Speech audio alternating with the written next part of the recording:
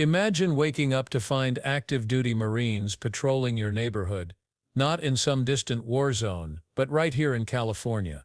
No public debate, no transparent announcement, just boots on the ground, armed and under orders from the White House. The question almost asks itself, what constitutional power allows a president to deploy federal troops into American streets? That's exactly what Senator Tammy Baldwin wanted to know when she confronted Navy Secretary Pete Hegseth in a tense exchange. Her line of questioning cut straight to the heart of presidential authority. On a couple of lines of questioning, just specifically, Mr. Secretary, what is the authority that the administration is using to deploy active duty Marines to California neighborhoods? What authority?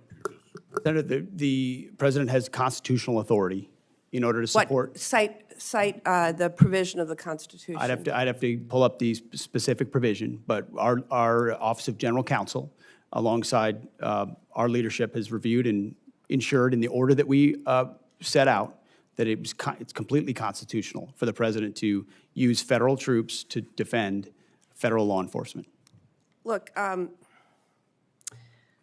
like to know the specific constitutional statutory authority. The president made it clear that he relied on Section 12406 of Title 10 with regard to the National Guard troops.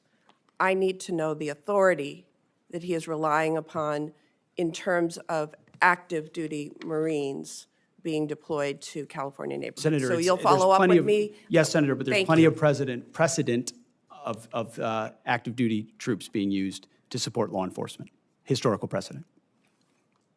I'm not disputing that. I am just asking you to cite the authority under which the active duty Marines are being deployed to California. It's in the order, ma'am, but we'll make sure we get it to you as well. Thank you.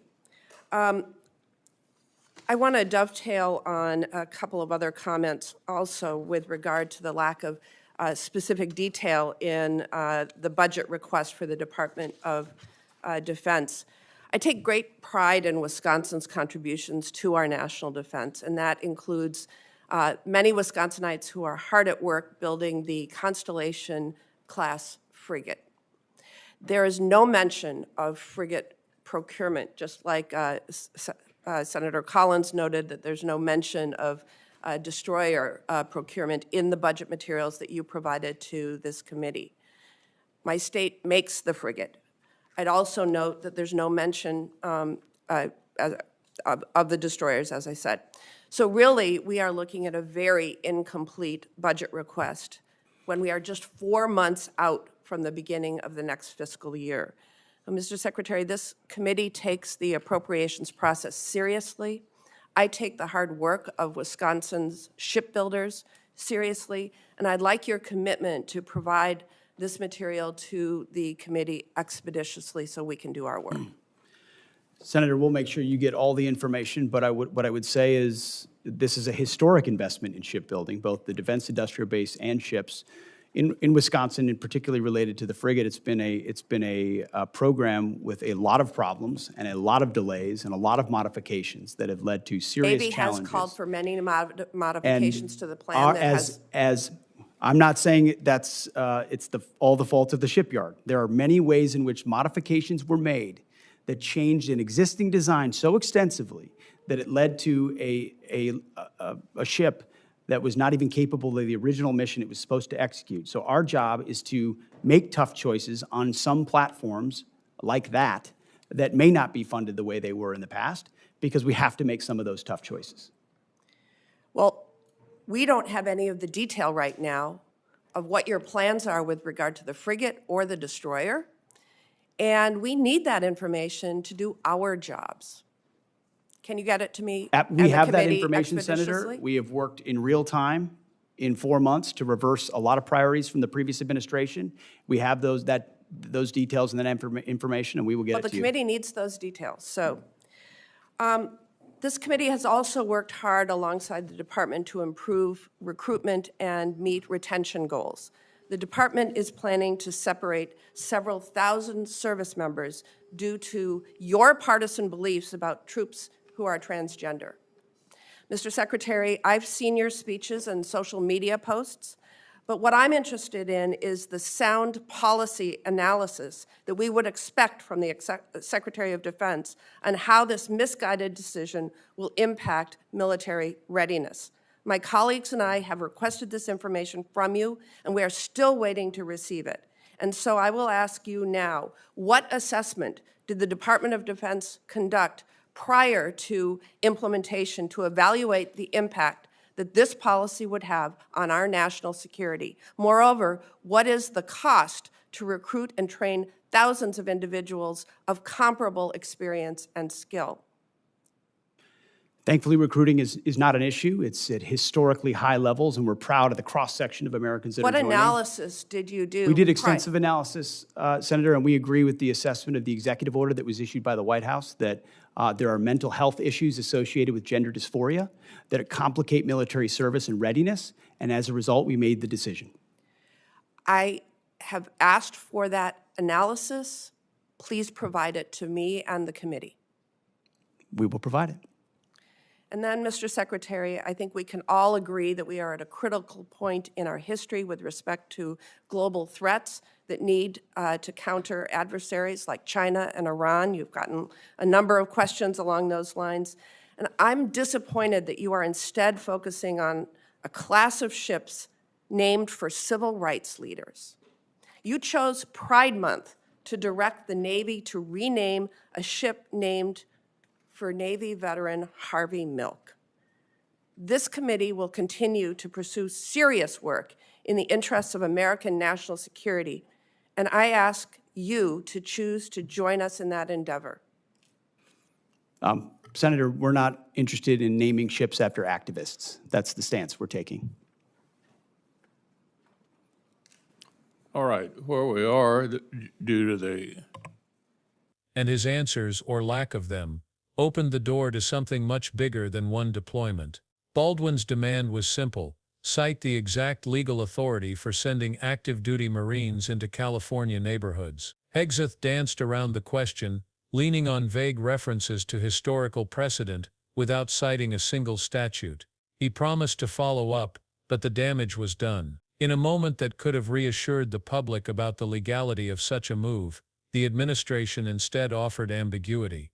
And when it comes to deploying federal troops on U.S. soil, ambiguity is a dangerous thing. Without clear limits, the precedent for presidential overreach grows stronger, and the line between security and authoritarianism starts to blur. That constitutional clash was just the opening round. Baldwin quickly shifted her focus to another problem, one that hits at the core of America's military readiness. She called out the Department of Defense for submitting a budget request missing critical details on frigate and destroyer procurement. To most people, these might just sound like ship types, but in reality, they're the backbone of naval power. And in Baldwin's state of Wisconsin, shipbuilding isn't just a military asset, it's an economic lifeline for thousands of workers. Submitting a budget without outlining plans for these ships isn't just a clerical oversight. It raises serious questions about whether the Pentagon has a coherent strategy at all. Hegseth's response was part defense, part deflection.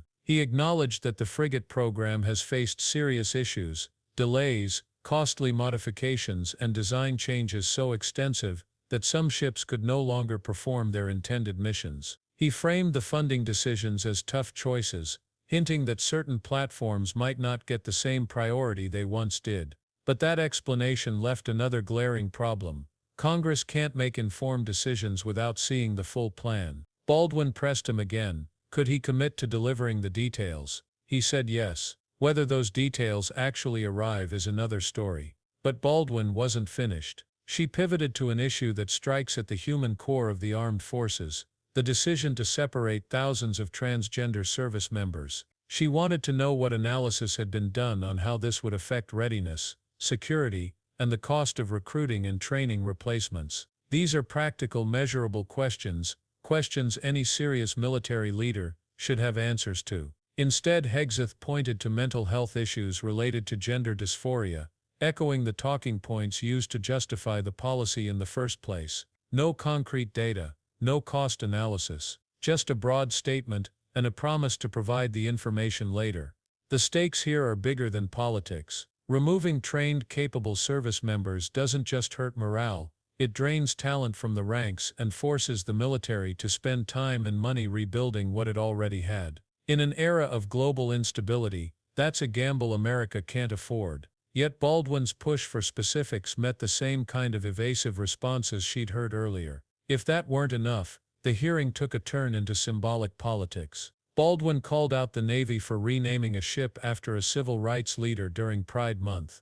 To her it looked like a calculated PR move, designed to score headlines rather than address real defense priorities. The message was clear: naming ships after activists might make for good social media posts, but it doesn't fix recruitment challenges, close shipbuilding gaps, or counter threats from adversaries like China and Iran. In her eyes, it was one more example of the administration prioritizing optics over operational readiness. When you step back, a pattern starts to emerge. On the deployment of Marines, the budget shortfalls, the frigate fiasco, the transgender troop policy, and even the ship naming controversy, the same themes repeat: evasive answers, missing details, and a tendency to focus on narratives that play well to certain audiences instead of tackling the gritty, complicated work of military strategy. Baldwin's questioning didn't just expose isolated issues, it painted a picture of a defense apparatus that's reactive instead of proactive, defensive instead of transparent, and more concerned with optics than outcomes. It's also worth considering how these issues connect. Deploying Marines without a clear legal basis suggests an executive branch willing to push the limits of power. Submitting incomplete budget plans undermines Congress's ability to perform oversight, which in turn weakens accountability. Cutting trained troops over politics erodes readiness, while shipbuilding delays put America's naval dominance at risk. Layer on the symbolic gestures, and you get a sense of priorities that are dangerously misaligned with the real challenges facing the nation. Baldwin's relentless approach in the hearing made one thing clear: these aren't minor missteps or harmless oversights.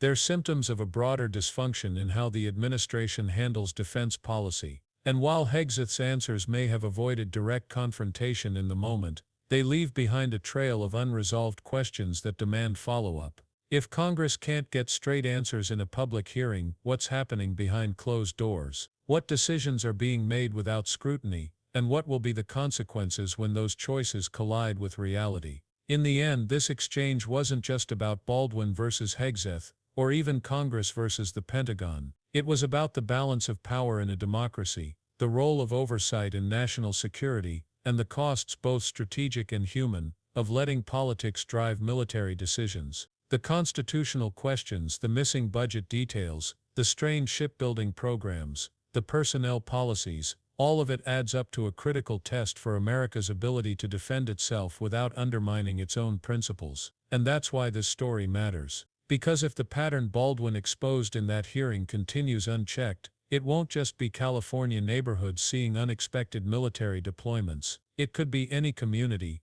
anywhere, finding itself at the center of a political stunt disguised as security. It could be a Navy stretched thin by poor planning. It could be a military losing skilled members, not because they failed their duty, but because they didn't fit a political narrative. And it could be a country discovering too late that the warning signs were there all along. So the next time you hear about a controversial deployment, a defense budget fight, or a sudden change in military policy, remember this hearing. Remember the unanswered questions. And remember that in matters of national defense, what you don't know can be just as dangerous as what you do. If you found this breakdown eye-opening, hit that subscribe button, share this video with someone who needs to see it, and join the conversation in the comments below. The next story we're covering is even more explosive, and you won't want to miss it.